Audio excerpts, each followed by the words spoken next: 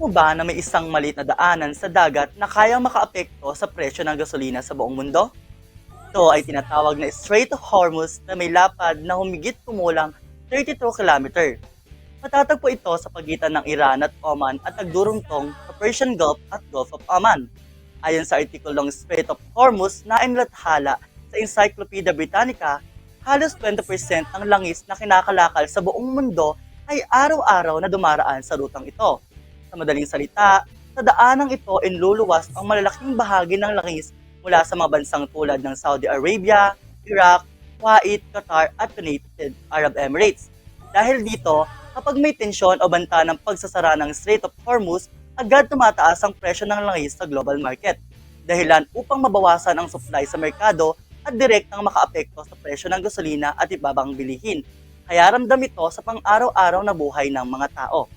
Kaya kapag pinag-uusapan ang Strait of Hormuz, hindi lamang ito tungkol sa malalayong karagatan, kundi tungkol sa isang mahalagang daanan na maaaring magdulot ng epekto hanggang sa mga tahanan ng mga Pilipino.